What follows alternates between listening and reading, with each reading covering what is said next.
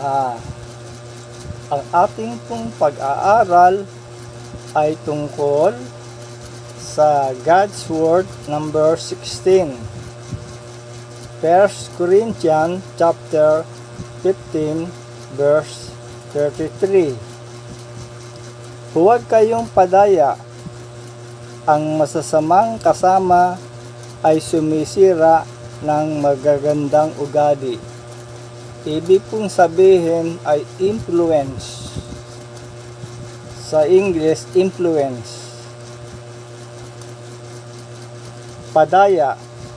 Ang mandaraya po na binabanggit sa Biblia ay ang diablo.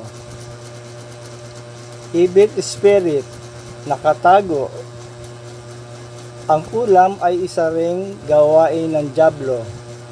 Timing, naghihintay lamang ito ng pagkakataon na kayo ay madaya. Subalit, ang bakla at tomboy ay saka ko na lamang ipaliliwanag sa ibang pag-aaral. Ang homo, yung pong binabanggit na ito sa Revelation o pahayag, ay saka ko na lamang ipaliliwanag. Kasama, ang masasamang kasama ay sumisira. Ano mayroon sa ating mga kasama? Maaring may bisyo, sugal, wine, paninigarilyo, drugs, init, masyadong mainit sa away, pati ikaw ay madadamay sa kanyang masamang gawain.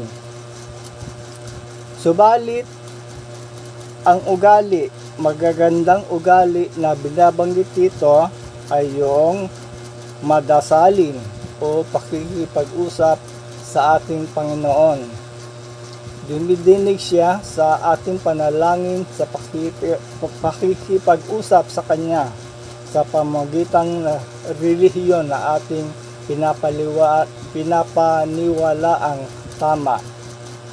Pagsimba, lagi tayong nagsisimba kung sakaling ito ay obligado sa ating simbahan. Nalulugod palagi ang Diyos sa ating ginagawa o sinasabi. Ang Diyos ang siyang masusunod sa lahat ng mga bagay sa atin. Ang influence ay mga kasama na sumisira sa atin. Kung maganda ito, ay maganda ma-influencean tayo ng naaayon sa kalooban ng Diyos. Ito ay matatagpuan sa 1 Corinthians chapter 15 verse 33. Maraming salamat po.